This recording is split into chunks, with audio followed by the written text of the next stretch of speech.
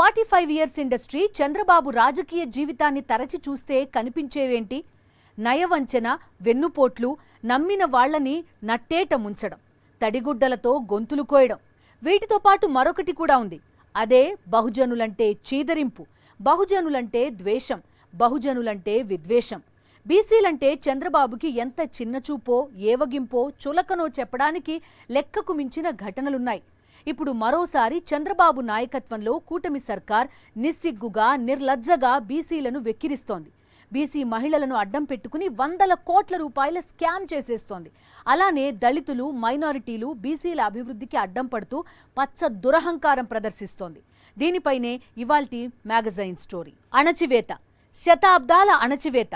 స్వాతంత్ర్యం వచ్చిన తర్వాత కూడా అత్యంత హుందాగా, అందంగా, అధికారికంగా సాగుతూ వచ్చిన అణచివేత. రాజకీయాల్లో, పాలనలో, అభివృద్ధిలో బడుగు బలహీన వర్గాలను చాలా నేర్పుగా తొక్కేసే కుట్ర ఈనాటిది కాదు. అరకొర అవకాశాలివ్వడం, మా పాలనలోనే వెనుకబడిన వర్గాలకు పెద్దపీట వేశామని మభ్యపెట్టడం. దేశవ్యాప్తంగా ఈ తరహా కుట్రలకు బడుగులు బలవుతూ వచ్చారు. జనాభాలోనే కాదు, రాజకీయాల్లో, పాలనలో, అభివృద్ధిలో బలహీన వర్గాలు సగానికి పైగా ఉండాలని ఆకాంక్షించి ఆచరణలో చూపించిన నాయకుడు, పాలకుడు జగన్మోహన్ రెడ్డి. ఇప్పుడు అధికారంలో కూటమి ప్రభుత్వం బీసీలను వంచడంలో ఊహించనంత హీనస్థాయికి దిగజారిపోయింది.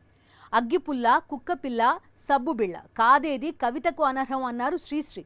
ల్యాండ్, శాండ్, వైన్, మైన్ కాదేది అవినీతికి అనర్హమని రుజువు చేస్తోన్న చంద్రబాబు ప్రభుత్వం బీసీ మహిళల కుట్టు మిషన్లలో కూడా కక్కుర్తి చూపించింది.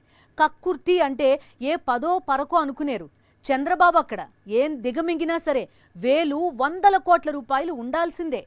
నారా చంద్రబాబు నాయుడు పిల్లనిచ్చి, ఓడిపోయి దిక్కులేని స్థితిలో ఉన్నప్పుడు పార్టీలో చోటిచ్చి, టికెట్ ఇచ్చి, మంత్రి పదవిచ్చి, రాజకీయ బతుకునిచ్చిన మామకే వెన్నుపోటు పొడిచిన నీచ చరిత్ర ఆయన సొంతం.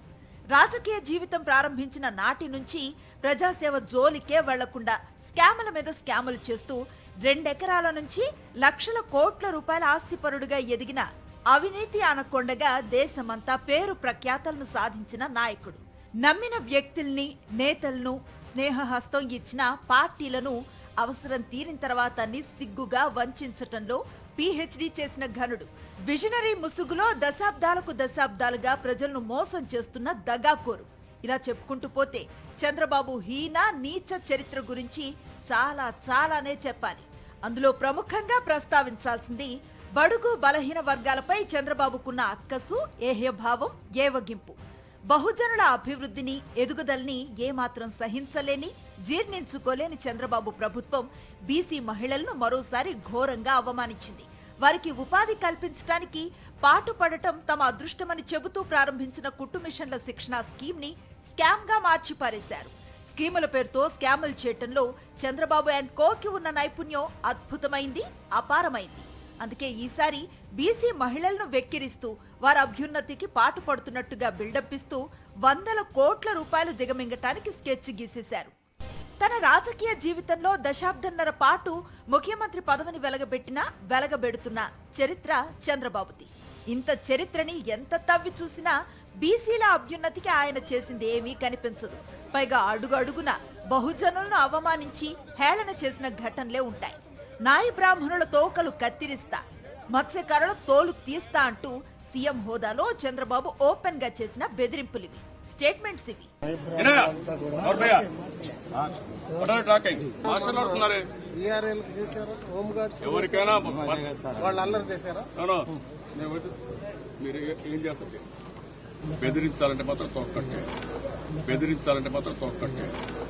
బీసీలు జడ్జీలుగా పనికి రారని 2017 మార్చి 21న కేంద్రానికి లేఖ రాసిన దుర్మార్గమైన చరిత్ర చంద్రబాబు సొంతం. నాడు బీసీలకు 34% రిజర్వేషన్ అడ్డుకున్న వంచన కూడా చంద్రబాబే. అక్కడి దాకా దేనికి? 2014 ఎన్నికల్లో 650 హామీలు గుప్పించారు చంద్రబాబు. అందులో 143 హామీలు బీసీలకే ఇచ్చారు. కానీ గెలిచిన తర్వాత 5 ఏళ్ల పాటు స్కాముల మీద స్కాములు చేసి 1,00,000 కోట్ల రూపాయల ప్రజాధనాన్ని దిగమింగారే కానీ ఒక్క హామీనే అమలు చేసిన పాపాను పోలేదు. 143 హామీలను కరకట్ట కింద పాతేసి బీసీలను అవమానించారు. ఇప్పుడు మళ్లీ అధికారంలో ఉన్నది కూటమి ప్రభుత్వమే. ముఖ్యమంత్రి నారా చంద్రబాబే. బీసీ ఓడిపోయిన తర్వాత జనం చీకొడతారని టీడీపీ వెబ్సైట్ నుంచి నాటి మేనిఫెస్టోనే తీసేసిన ఘనుడు చంద్రబాబు. బీసీలకు రుణమాఫీ చేస్తాను అన్నారు, డ్వాక్రా రుణమాఫీ అన్నారు, బీసీలకు ఇంటికొక ఉద్యోగం అన్నారు. కానీ అందులో ఒక్క హామీ కూడా అమలు చేయలేదు. 2024 ఎన్నికలకు ముందు మళ్లీ 10 సూత్రాలతో బీసీ డిక్లరేషన్ అంటూ కపట నాటకం ఆడారు. బీసీల డిఎన్ఏలోనే టీడీపీ ఉందంటూ పచ్చి అబద్ధాలాడారు. బీసీలకు అరచేతిలో వైకుంఠాన్ని చూపించారు. అధికారంలోకి వచ్చి 11 నెలలు గడిచిపోయాయి. బీసీలకు చంద్రబాబు చేసిందేం లేదు. పైగా బహుజన మహిళా ఉపాధి కోసం అంటూ కుట్టు మిషన్ల శిక్షణా స్కీమ్ ను మొదలుపెట్టి దాన్ని స్కామ్ గా మార్చేశారు. కాంట్రాక్టర్లు, టీడీపీ కీలక నేతలు, అధికారులు కుమ్మక్కై ఏకంగా 100 కోట్లకు పైగా మింగేయటానికి రంగం సిద్ధం చేశారు. 1,02,832 మంది మహిళలకు టైలరింగ్ లో శిక్షణ ఇచ్చి కుట్టు మిషన్స్ అందించే పేరుతో చేపట్టిన స్కీమ్ లో 100 కోట్ల రూపాయలు దండుకోవటానికి సిద్ధమయ్యారు. బీసీలకు వెన్నుపోటు పొడచడంలో ఈ కూటమి ప్రభుత్వం, ముఖ్యంగా చంద్రబాబు నాయుడు గారు ఎంత సిద్ధుడో మనకందరికి తెలిసిందే.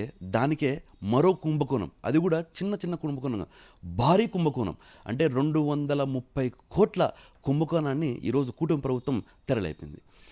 బీసీ మహిళలకు ఉపాధి కల్పిస్తామని చెప్పి బీసీ మహిళలకు ఉపాధి కల్పించే దాంట్లో కూడా 230 కోట్ల భారీ స్కామ్ను తెరలేపి ఈరోజు బీసీలకు వెన్నుపోటు పొరిచిన ఏకైక ప్రభుత్వం ఏదైనా ఉందంటే ఈ కూటమి ప్రభుత్వం. పూర్తి వివరాలు వెళ్ళాలంటే బీసీ మహిళలకు ఉపాధి పేరుతో కుట్టు మిషన్లు ఇస్తామని చెప్పి 230 కోట్ల టెండర్ను కాల్ఫర్ చేసింది. అంటే దీంట్లో సుమారుగా ఇప్పుడు మనం చూస్తే ఇది టెండర్ కాపీ. ఇది టెండర్ కాపీతో పాటు మిగతా సుమారు 4-5 కార్పొరేషన్లు అన్నీ కలిపి 230 కోట్లు అంటే 1,00,000 బీసీ మహిళ లబ్ధిదారులకు ఈ టెండర్ను కాల్ఫర్ చేసింది. ఒక్కొక్క లబ్ధిదారు తల్లికి కానీ అక్కకు కానీ సుమారుగా 23,000 రూపాయలు ఇచ్చేటట్టుగా ఈ టెండర్లో కాల్ఫర్ చేసింది. అంటే 1,00,000 మందికి 23,000 రూపాయల చొప్పున 230 కోట్ల కుంభకోణాన్ని ఈరోజు తెరలేపుతూ టెండర్స్ కాల్ఫర్ చేసింది. మొత్తం 1,02,832 మంది మహిళలకు శిక్షణ కోసం మొత్తం 221.08 కోట్లను కేటాయించారు. ఇందులో కుట్టు మిషన్ కి 4,300, ఒక్కో మహిళలకు శిక్షణ కోసం 3,000 ఖర్చు చేస్తున్నామని చెప్పారు. వాస్తవానికి ఒక్కో మహిళకు ఈ టైలరింగ్ ట్రైనింగ్ మిషన్ కోసం 21,789 చొప్పున ఖర్చు చేయనున్నారు. బీసీ, కాపు, ఈడబ్ల్యూఎస్ వర్గాలకు చెందిన మహిళలకు శిక్షణ ఇచ్చేందుకు ఈ స్కీమ్ ని రూపొందించారు. 46,044 మంది బీసీ, 45,722 మంది ఈడబ్ల్యూఎస్, 11,016 మంది కాపు మహిళలకు శిక్షణ ఇచ్చేందుకు టెండర్లను ఖరారు చేశారు. వాస్తవానికి కుట్టు మిషన్ కొనుగోలుకు 4,300, అలానే ట్రైనింగ్ కాంట్రాక్టర్ అవుట్ సోర్స్ కి ఇచ్చేది ఒక్కో మహిళకు 3,000 ఖర్చవుతుంది. అంటే ఒక్కో మహిళకు కుట్టు మిషన్ ట్రైనింగ్ కి 7,300 మాత్రమే ఖర్చు అవుతుంది. మిగిలిన 15,000 నుంచి 17,000 వరకు ఒక్కో మహిళా శిక్షణ మీద మిగులుతుంది. ఇలా 1,02,000 మందికి పైగా మహిళల పేరుతో స్కామ్ కి స్కెచ్ చేశారు. ఈ లెక్కన మొత్తం అయ్యే ఖర్చు 75.06 కోట్లే. మిగిలిన 154 కోట్లకు మాత్రం లెక్కలు లేవు. అదంతా దోపిడీ జరగనుందని చాలా స్పష్టంగా అర్థమవుతుంది. కేవలము 50 రోజులలో 170 కోట్లు ఎట్లా సంపాదించాలనేది ఒక కూటమి ప్రభుత్వంకే బీసీలను వెన్నుపోటు పొడుస్తూ చేయడము, ఇది భారీ స్కామ్గా ఒక బీసీ కార్పొరేషన్లోనే. అంటే ఈ రకంగా వాళ్ళు చేసే ప్రతి ఒక్కటి, ల్యాండ్ మాఫియా కావచ్చు, ల్యాండ్ స్కామ్లు కావచ్చు, సెక్రటరేట్ స్కామ్ కావచ్చు, అమరావతి స్కామ్ కావచ్చు, లిక్కర్ స్కామ్ కావచ్చు, ఈరోజు కూటమి ప్రభుత్వం ఏది చూసినా దోచుకో పంచుకో అనే విధంగా చివరికి బీసీ మహిళలను వెన్నుపోటు పొరుస్తూ 170 కోట్లు స్కామ్ చేయడం అనేది ఆన్ రికార్డ్. ఇందాక మీకు చెప్పినట్టుగా ఆన్ రికార్డ్ టెండర్ కాల్ఫర్ చేసిన కాపీతో పాటు ఆన్ రికార్డ్ ఈరోజు జరగదు.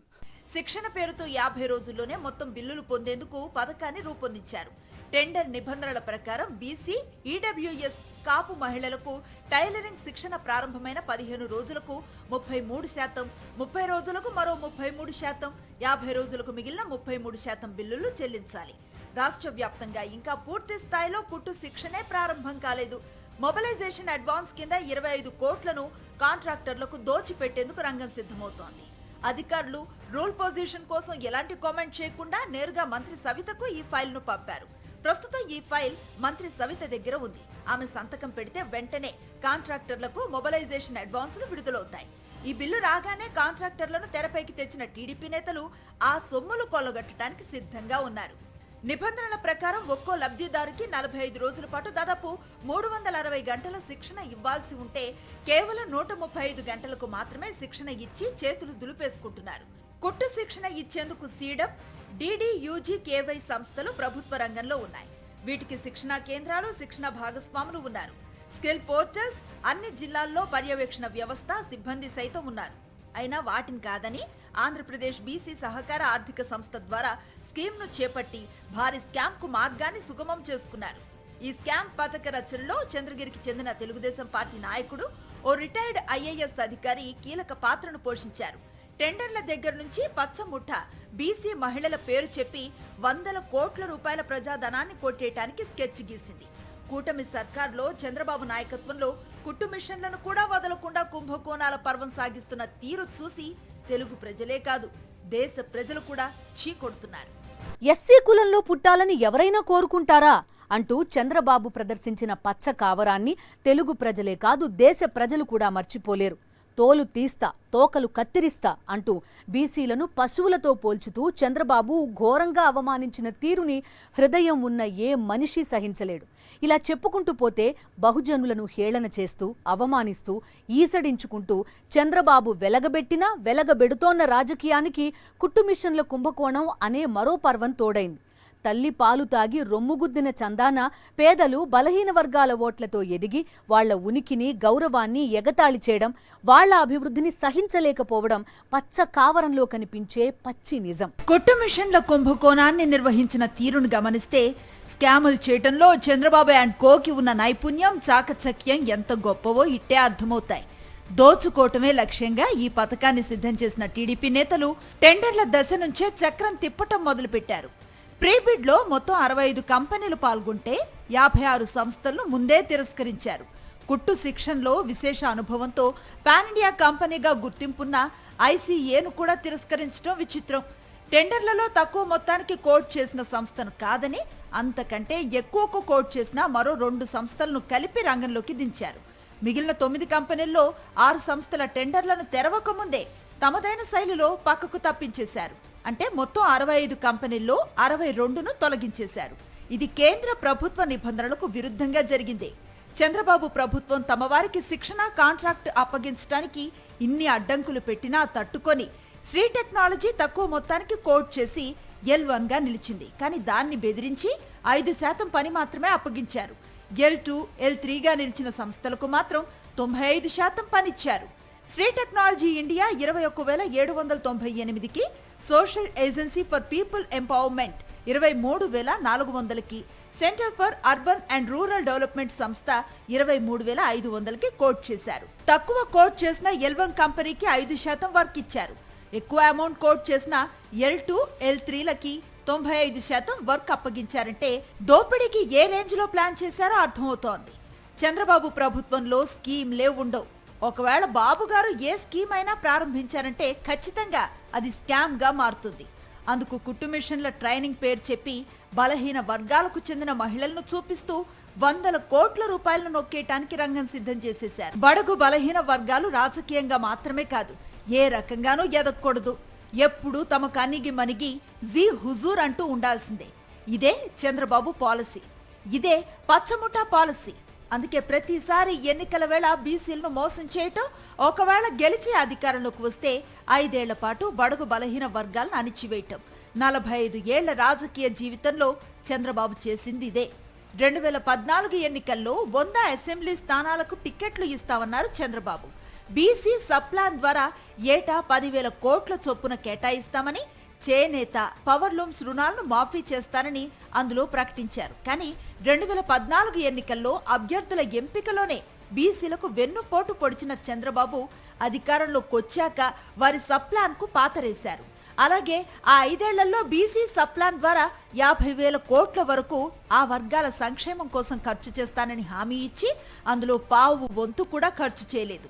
ఒక్క బీసీని కూడా రాజ్యసభకు పంపలేదు. అక్కడితో చంద్రబాబు అరాచకాలు ఆగలేదు. ఇచ్చిన హామీలు అమలు చేయాలని అడిగిన పాపానికి తాట తీస్తా, తోకలు కత్తిరిస్తానంటూ బెదిరించి బీసీల ఆత్మగౌరవాన్ని దెబ్బతీశారు.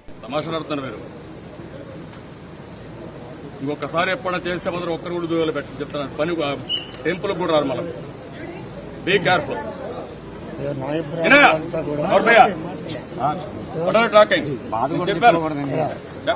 మాట్లాడడానికి లేదు. విన్నా ఒక మాట చెప్తాంట. వినాలయా అరస్తారా అక్కడ ఇదేం ఫిష్ మార్కెట్ అరలేదా మీరు మాట్లాడుతున్నారే? ఎవరికైనా వాళ్ళు అల్లరి చేశారా? మీరు ఏం చేస్తారు? నమస్కారం మీరు చెప్తారు. మీరే చేయాలి సార్. మాకు మీరేం చేస్తారు చేయండి. చెప్తున్నా మర్యాద కాదు మీకు. ఎవరు బెదిరిస్తారా? మీరు ఎవరు బెదిరిస్తారు? బెదిరించడానికి ఏ ఊరి మీద తెలుసా నీకు? 9 ఏళ్లు పరిపాలించాను. ఒక్క రోడ్డు మీదకి రాలా. న్యాయం ఉంటే నేను ఎత్తుక్కుంటూ వస్తాను. బెదిరించాలంటే మాత్రం తొక్కట్టే. విన్నారుగా, 2014 ఎన్నికల్లో నాయి బ్రాహ్మణులకు ఇచ్చిన హామీలను అమలు చేయండి అని అడిగినందుకు బీసీ నేతలను చంద్రబాబు ఎంత ఘోరంగా అవమానించారో. ఆ రోజు తోకలు కత్తిరిస్తానంటూ బీసీలను జంతువులతో పోలుస్తూ అవమానించిన దుర్మార్గుడు చంద్రబాబు. ఆ రోజు బీసీ నేత యానాదయ్యని చంద్రబాబు దూషించారు. ఆ తర్వాత వైఎస్ జగన్మోహన్ రెడ్డి సీఎం అయ్యారు. చంద్రబాబు చేతిలో అవమానానికి గురైన యానాదయ్యని జగన్ ఎలా గౌరవించారో తెలుసా? తిరుమల తిరుపతి దేవస్థానం బోర్డు మెంబర్గా యానాదయ్యని నియమించి గౌరవించారు జగన్. ప్రతి దేవస్థానం బోర్డులోనూ ఒక నాయి బ్రాహ్మణుడు ఉండాలని చట్టం తెచ్చి వాళ్ళని గౌరవించారు. చంద్రబాబుకి జగన్కి ఉన్న తేడా ఏంటో చెప్పటానికి ఇదొక చిన్న ఉదాహరణ మాత్రమే. 2014లో సీఎంగా ఉన్నప్పుడు చంద్రబాబు బహుజనులను ఎంత హేళన చేశారో, ఎంతగా అవమానించారో ఇప్పుడు అంతకు మించి అన్నట్లుగా వ్యవహరిస్తున్నారు. వారికిచ్చిన హామీలను పట్టించుకోకపోవటమే కాదు, వారి అభ్యున్నతి కోసం జగన్మోహన్ రెడ్డి ప్రవేశపెట్టిన పథకాలను కూడా తొంగలో తొక్కి బలహీన వర్గాల జీవితాలను వెక్కిరిస్తోంది చంద్రబాబు ప్రభుత్వం. అది చాలదన్నట్లుగా బీసీ మహిళలను ఉద్ధరిస్తున్నట్లుగా కుట్టు మిషన్ల స్కీమ్ పేరుతో ఫోజులు కొట్టి చివరికి అందులో 100 కోట్ల రూపాయలు దిగమింగటానికి రెడీ అయిపోయారు. ఎన్నికల వేళ బలహీన వర్గాల మీద ఎక్కడలేని ప్రేమ ఉన్నట్టు నటించడం, అవసరం తీరిన తర్వాత, అధికారం దక్కిన తర్వాత, అందలం ఎక్కిన తర్వాత ఎస్సీ, ఎస్టీ, బీసీ, మైనారిటీలపై విషం కక్కడం 45 ఏళ్లుగా చంద్రబాబు చేస్తూ వచ్చింది ఇదే. ఇప్పుడు కూటమి ప్రభుత్వం అధినేతగా మరింత తెగించేశారు చంద్రబాబు. ఎన్నికలకు ముందు బీసీ డిక్లరేషన్ పేరుతో అరచేతిలో వైకుంఠం చూపించడం, గద్దెనెక్కగానే వంకర బుద్ధి ప్రదర్శించడం, చివరికి జగన్మోహన్ రెడ్డి బీసీల అభ్యున్నతి కోసం ప్రవేశపెట్టిన పథకాలను నిలిపివేసి బలహీన వర్గాలను అన్ని రకాలుగా అణగదొక్కుతోంది చంద్రబాబు ప్రభుత్వం. ఇంత అరాచకంగా ఎందుకు ప్రవర్తించడం అంటే బీసీల సంతోషాన్ని, ఎదుగుదలని చంద్రబాబు అండ్ కో అంగీకరించలేరు, ఓర్వలేరు, సహించలేరు. 2014 నుంచి 2019 వరకు 5 ఏళ్ల పాటు బహుజనులను మోసం చేసిన చంద్రబాబు మరిప్పుడు సైలెంట్ గా ఎందుకుంటారు? అధికారంలోకి రాగానే అసలు పని మొదలు పెట్టేశారు. అమ్మ ఒడి, ఫీజు రియంబర్స్మెంట్ పథకాలు అన్ని వర్గాల ప్రజలకు ఎంతో అండగా నిలిచాయి. బీసీలకు మరింతగా ఆ 2 పథకాలను నిర్వీర్యం చేసేశారు. వసతి దీవెనను ఆపేశారు. విదేశీ విద్యా దీవెనకు మంగళం పాడేశారు. నాయి బ్రాహ్మణులు, టైలర్లు, రజకుల వంటి కులవృత్తుల వారికి చేదోడు కింద జగన్మోహన్ రెడ్డి ప్రభుత్వం ఏటా 10,000 రూపాయల ఆర్థిక సాయం చేసింది. అలాంటి చేదోడు పథకాన్ని నిలిపేశారు. 45 ఏళ్లు నిండిన మహిళలకు చేయూత ద్వారా 4 ఏళ్లలో 75,000 సాయం చేసింది జగన్ ప్రభుత్వం. చేనేతలకు నేతన్న నేస్తం కింద ఏటా 24,000 ఇచ్చింది. చేపల వేట నిషేధ సమయంలో మత్స్యకారులకు ప్రత్యేకంగా మత్స్యకార భరోసా కింద సాయం చేసింది. ఇప్పుడు ఆ పథకాలన్నింటినీ నిలిపివేసిన చంద్రబాబు ప్రభుత్వం బడుగు బలహీన వర్గాల మీద పగ సాధిస్తున్నట్లుగా వ్యవహరిస్తోంది. సన్న, చిన్నకారు రైతుల్లో ఎక్కువ మంది బీసీలే. రైతులను కూటమి ప్రభుత్వం ఎన్ని రకాలుగా హింసిస్తుందో ప్రత్యేకంగా చెప్పక్కర్లేదు. ఎన్నికల వేళ రైతులను నానా రకాల హామీలతో మభ్యపెట్టిన చంద్రబాబు చివరకు సూపర్ 6లో కూడా రైతులకు అభయం ఇచ్చారు. కానీ గెలిచిన తర్వాత మాత్రం ఒక్క హామీని అమలు చేయలేదు. జగన్ పాలనలో రైతులకు అండగా నిలిచిన విప్లవాత్మక సంస్కరణలు కూడా అటకెక్కించారు. ఆర్బీకేలను, ఈ క్రాప్ వ్యవస్థలను నిర్వీర్యం చేశారు. ఇంటిగ్రేటెడ్ ల్యాబ్లను నిర్వీర్యం చేశారు. దళారులకు రైతులను అప్పగించి వికటాటహాసం చేస్తోంది చంద్రబాబు ప్రభుత్వం. వ్యవసాయం దండగ అని దశాబ్దాల క్రితమే చెప్పిన చంద్రబాబు నమ్మినందుకు తమకి ఈ దుస్థితి పట్టిందని రైతన్నలు కన్నీటి పర్యంతం అవుతున్నారు. ఆ రైతుల్లో అత్యధిక మంది బడుగు బలహీన వర్గాల వాళ్లే. మరి బీసీలకు చంద్రబాబు చేసిన మేలేంటి? మాట్లాడితే బీసీలను ఉద్ధరించామని పచ్చి అబద్ధాలు చెప్పటం, వాళ్ల ఎదుగుదలకు అడ్డం పట్టడం దశాబ్దాలుగా చంద్రబాబు చేస్తూ వచ్చిందిదే. 5 ఏళ్ల జగన్ పాలనలో బీసీలు ఎవరి దగ్గర సాయం కోసం చేయి చాచింది లేదు. జనరంజక జగన్ పాలనలో ప్రజలంతా ఈ ప్రభుత్వం మాది అనే భరోసాతో జీవించారు.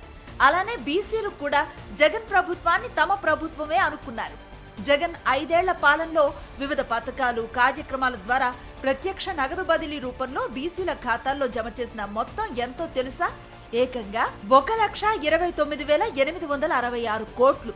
ఇంకా నాన్ డీబీటీ విధానంలో బీసీలపై చేసిన వ్యయం మరో 1,82,000 కోట్ల రూపాయలు. ఏ సీఎం కూడా ఈ స్థాయిలో బీసీలకు అండగా నిలవలేదు.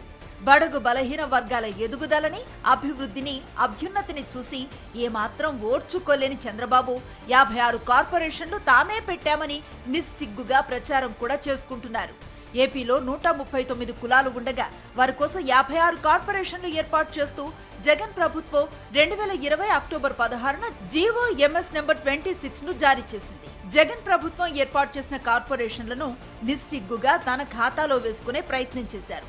ఇలా చెప్పుకుంటూ పోతే 1 కాదు 2 కాదు. బలహీన వర్గాలను చంద్రబాబు మోసం చేస్తున్న తీరును వివరించడానికి ఎన్నో విషయాలను ప్రస్తావించాలి. ఇప్పుడు అధికారంలోకి వచ్చి 11 నెలలు గడుస్తూ ఉన్న బీసీలకు చంద్రబాబు చేసిందేం లేదు. ఆ మాటకొస్తే అసలు 5.5 కోట్ల మంది ప్రజలను అన్ని రకాలుగా మోసం చేస్తూ పాలన సాగిస్తున్నారు చంద్రబాబు. ప్రజలను వంచటంతో సంతృప్తి చెందని చంద్రబాబు ప్రభుత్వం మళ్లీ స్కీమ్ ముసుగులో స్కాములను మొదలుపెట్టింది. ల్యాండ్, శాండ్, వైన్, మైన్ మాత్రమే కాదు, చివరకు బలహీన వర్గాల మహిళల కుట్టు మిషన్లను కూడా వదలకుండా కుంభకోణాల పర్వాన్ని కొనసాగిస్తున్నారు. ఇది ఇవాల్టి మ్యాగజైన్ స్టోరీ. మరో ఇంట్రెస్టింగ్ టాపిక్ తో మళ్ళీ కలుద్దాం. అంతవరకు స్టే విత్ us.